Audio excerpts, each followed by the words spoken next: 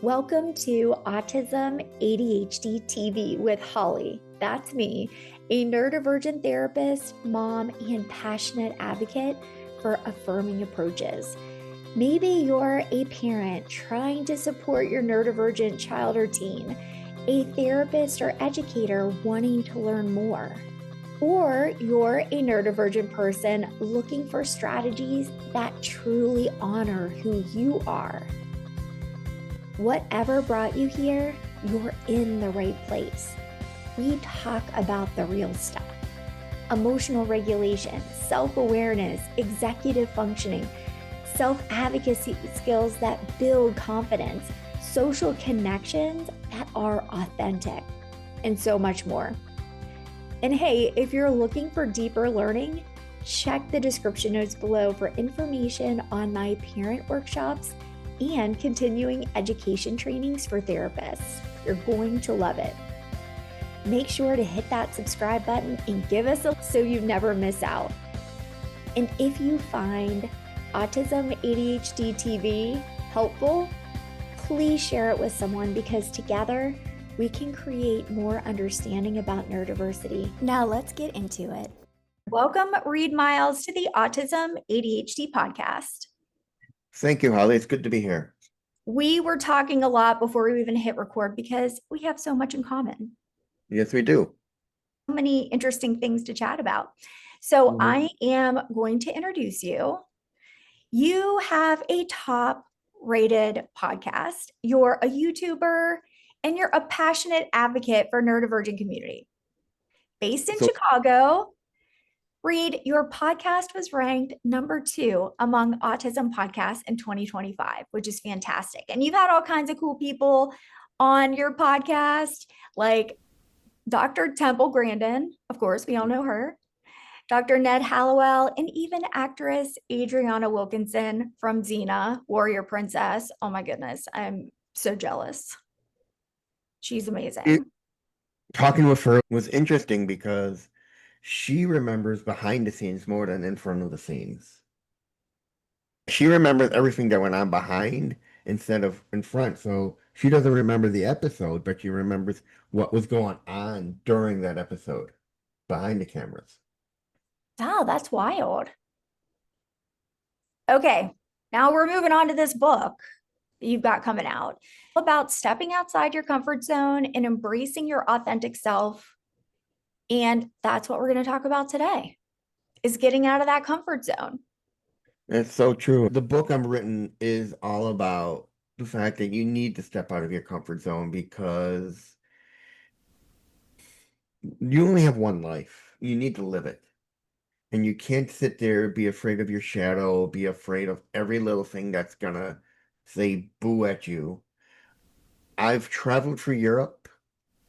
I've had little hiccups here and there, but I never let it stop me. I went to school in England, had a hiccup here and there, but never let it stop me because I wouldn't have enjoyed my day. I think that's fantastic, because getting out of that comfort zone, in my opinion, when you're neurodivergent, especially if you're a neurodivergent child or teen, that's not so simple. And I would love to talk to you a bit about why that's so hard, because I think when parents and therapists and educators understand what's underneath, it makes so much more sense. And then we can be more understanding and more collaborative and more helpful. Is that cool? Yeah. All right, let's do it. Before we started recording, we both agreed it's mostly fear, and it's understandable. Yeah, you think about it, it's every little rejection, every little mishap, every little problem that you encounter. It's going to a restaurant and not getting your meal, having the atmosphere too loud, being afraid to send your food back. It's going into a movie theater and it's being crowded and you have to sit next to somebody you don't know. It's going into a museum and realizing it's crowded and you're not going to get to see your favorite exhibits. Or it's just dealing with society in general as you walk through your day. And every little mishap puts a brick in front of you. And it's up to you to take that brick down. The problem being is is you're afraid to take it down because you don't want that experience to happen again. You don't want to be hurt again. Yeah. And that makes so much sense when we think about neurodivergent kids and teens are corrected so much more than other kids. We have to keep that in consideration.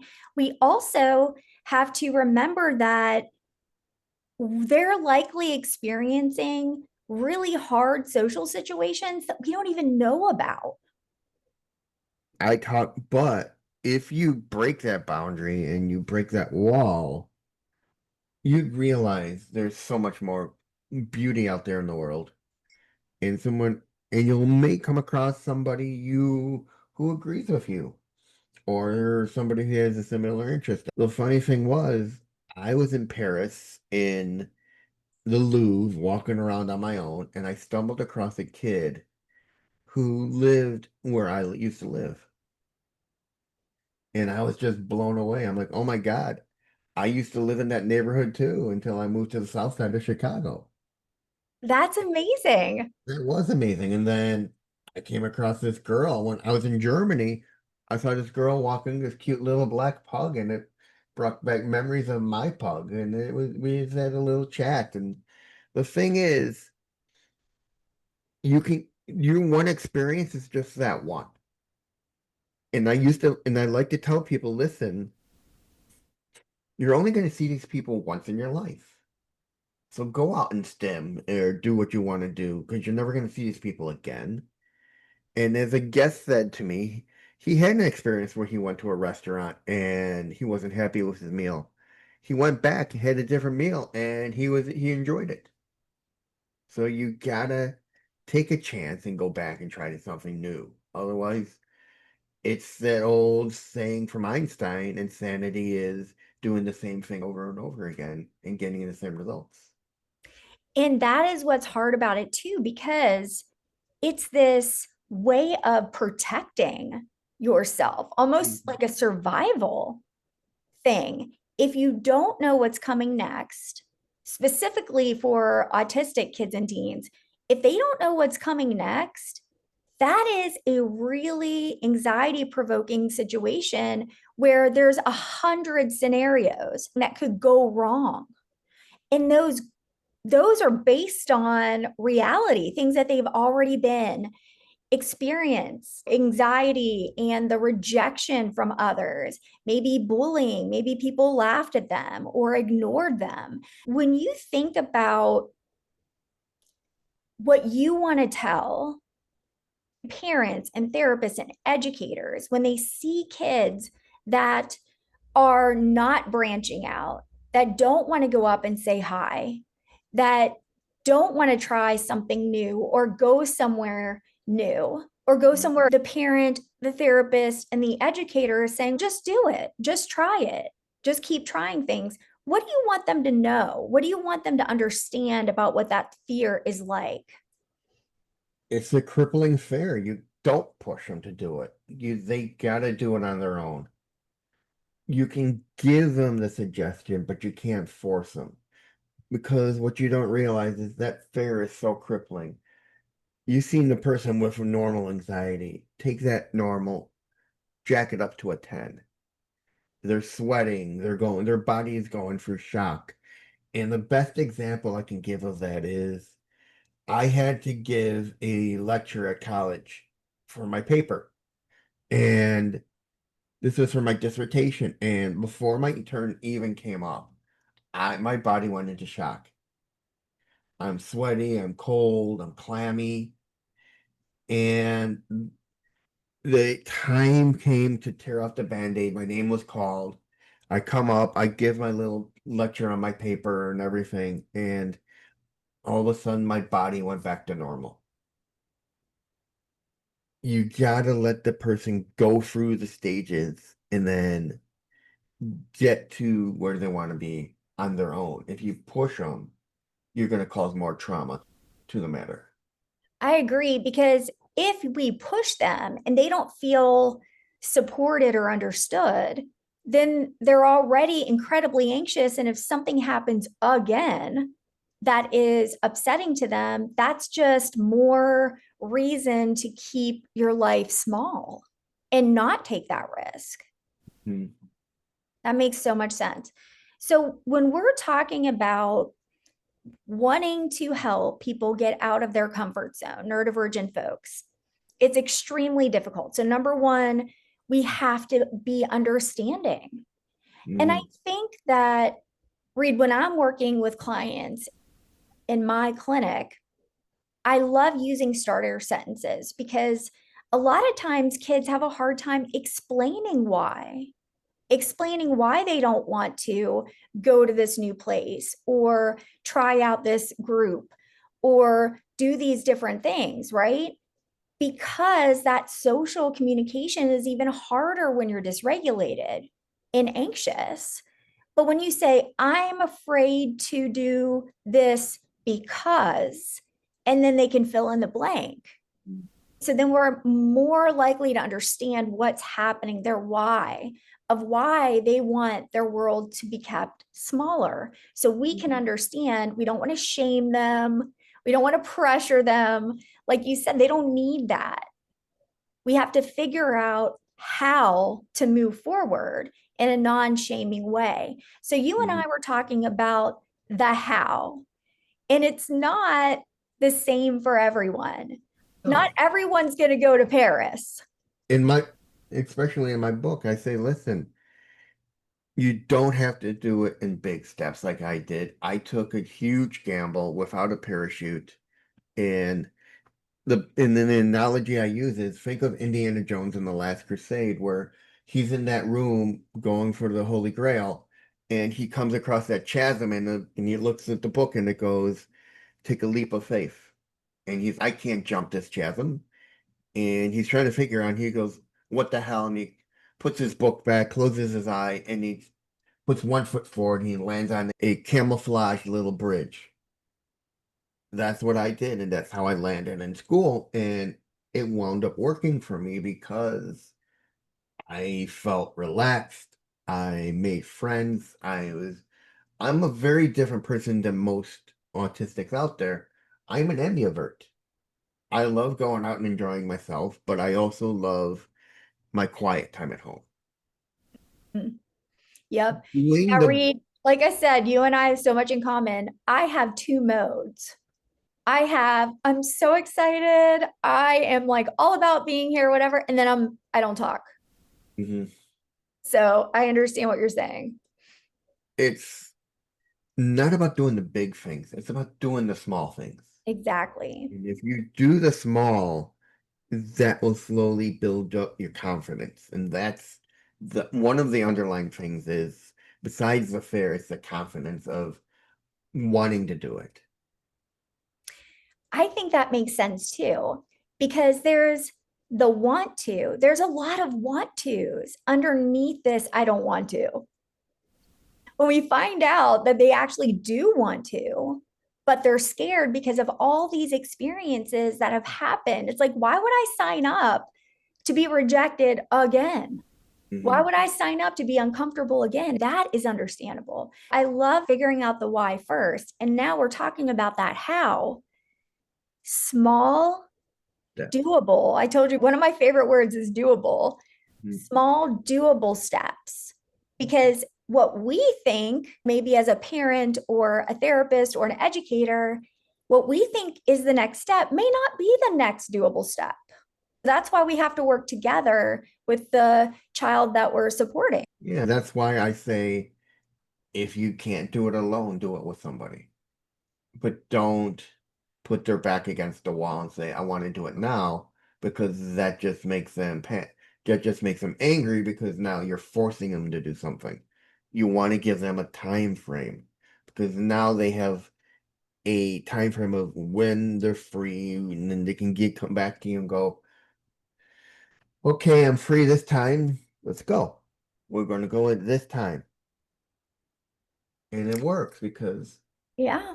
you're able to go and enjoy it.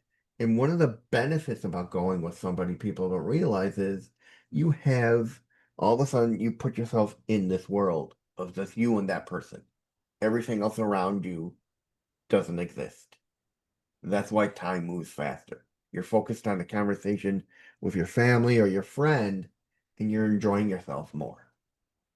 I think that makes so much sense. It feels to me like a safety net, right? And I call it different things. Reid, I'll say, who is your anchor?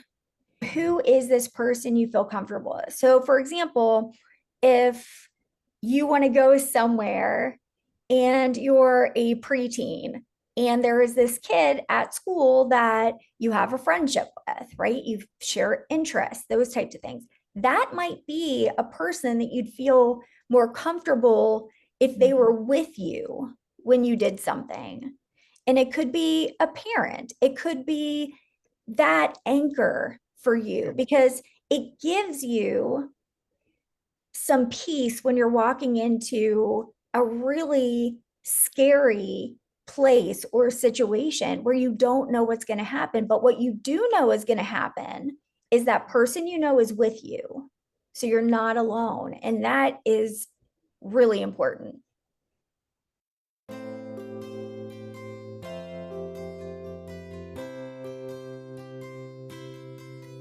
Hey everyone, Holly here.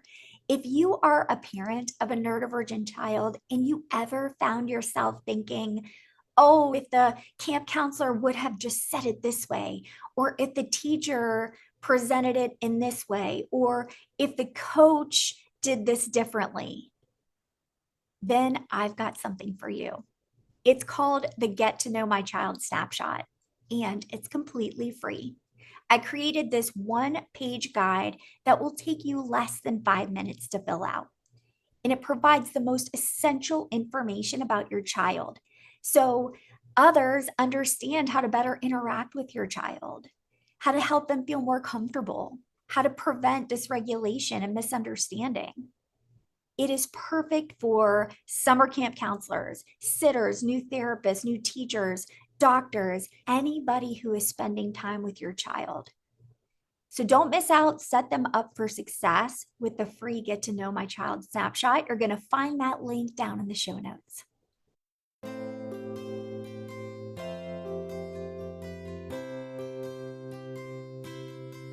That person holds you back. Mm. Me and my friend, we'd always go to the Museum of Science and Industry, and we say, okay, let's split up and meet back for lunch. Because he's got his interests, I got my interests. And we do that, and it works out for both of us. When you get to the place you want to go, and it's a place like a museum, and you have separate interests, say, hey, let's meet back up in the cafeteria for lunch. Because I know you got things you want to see, I got things I want to see. Let's meet back up. And then this way you can walk around and enjoy yourself, and they can walk around and enjoy themselves without feeling the pressure of being, I want to move on to the next thing. Because when you're in the museum, you want to read everything, you want to absorb everything, you don't want to feel pressured to have to move from thing to thing and worry about, I didn't really get enough information. I didn't learn a lot. No, that makes sense. So when you have that person identified and you have this thing, this activity, this place, or whatever you want to go to, then the how comes up again, right? How are we going to do this when we're there? We're going to split up. We're going to then have plenty of time to look at what we're interested in without feeling pressured to, oh, that's too long and we're not going to have time to go do what I want. And you have a plan to meet back up. What I also like is that plan because it becomes a roadmap. Yeah. It's not that you're going in completely unprepared. It's good to have an idea about timing because Mhm. maybe this idea where this overwhelm comes with it's never going to end. It's going to feel like forever. You can change it and make it work the way you want. Sometimes, if I'm working with a client and say, for instance, they want to go to a birthday party where everyone is invited, they're feeling anxious, they want to go, but they're worried about it. And let's make a plan. You want to go, you don't have to stay the whole time. Do you want to go for 10 minutes? Do you want to go for 20 minutes, 30 minutes?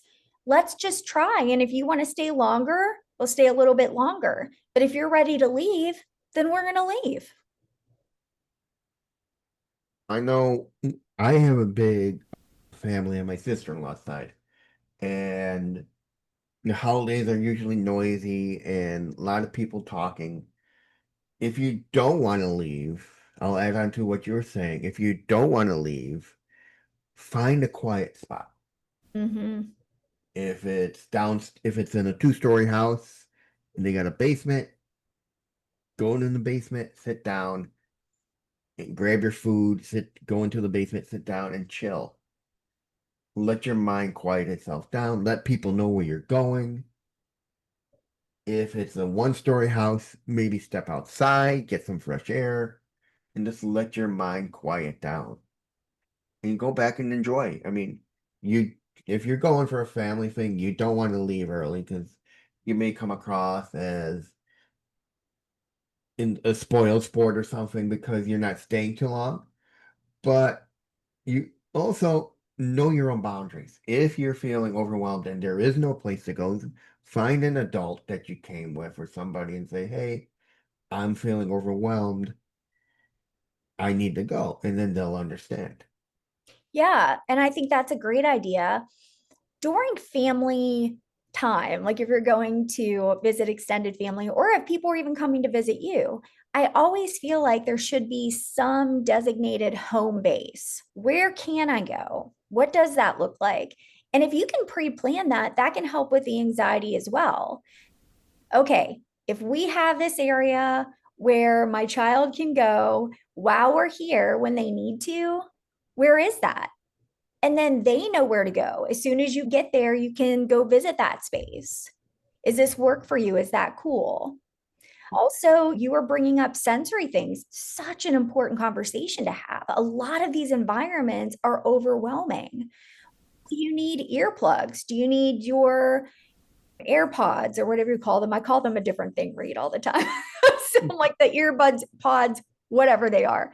Do you need to bring your comfort stuffed animal? What do you need to be able to feel comfortable? And it's all about individualizing that how, I think. Yes, that's so true. You gotta understand that each and every one of us is different. So what works for one person may not work for another person. And what's nice about that collaboration is that you're going to support that child or teen in a much better way. Because if we're making these decisions for them and then we're frustrated with them because they're not taking the risk, we're approaching it in the wrong way. Yeah. Because we need to understand, if we understand the underlying fear, we can then put things in place. Well, I don't want to go because what if I get uncomfortable? That's a valid fear. So let's plan for that.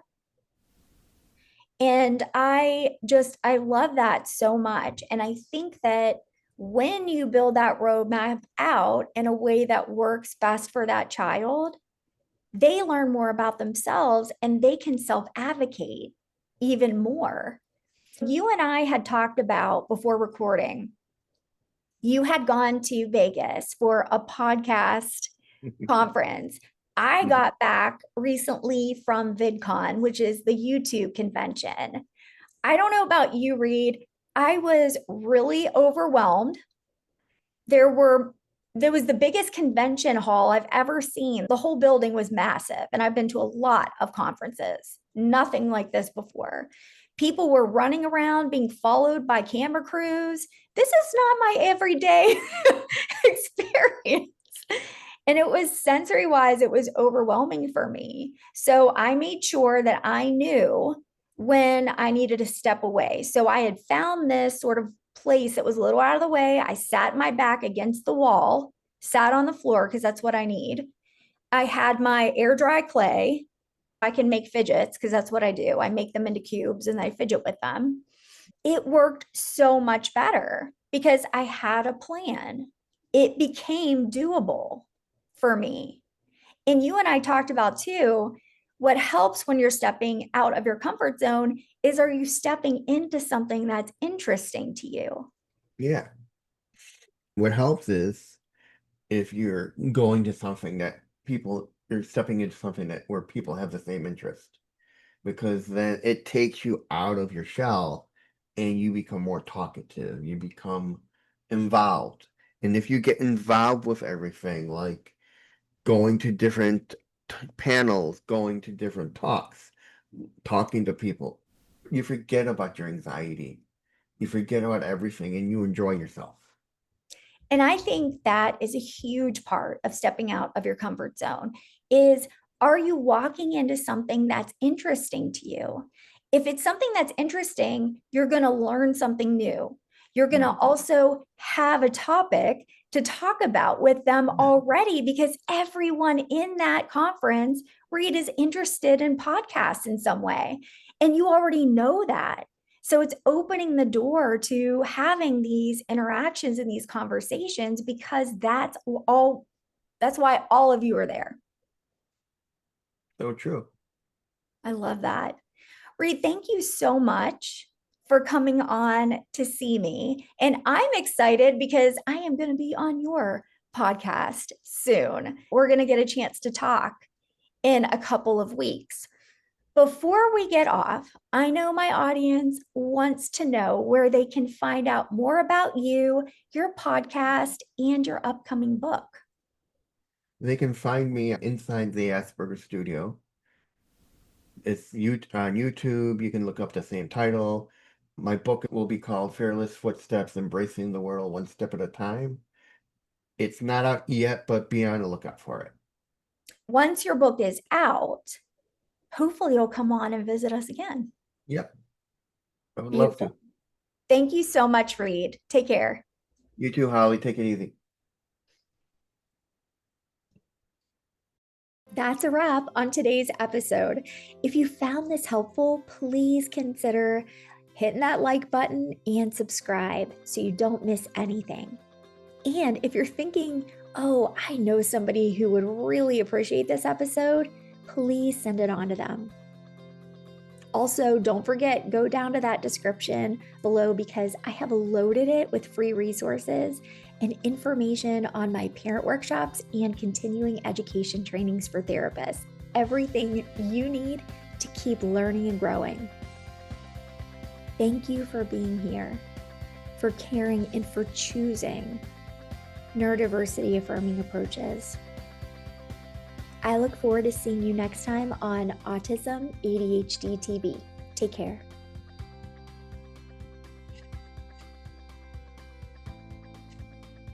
All content provided is protected under applicable copyright, patent, trademark, and other proprietary rights. All content is provided for informational and educational purposes only. No content is intended to be a substitute for professional medical or psychological diagnosis, advice, or treatment. Information provided does not create an agreement for service between Holly Blanc Moses Crossvine Clinical Group, the interviewee, Holly Blanc Moses LLC, and the recipient. Consult your physician regarding the applicability of any opinions or recommendations with respect to your symptoms or medical condition or the symptoms or medical condition of your family member. Children or adults who show signs of dangerous behavior toward themselves and/or others should be placed immediately under the care of a qualified professional.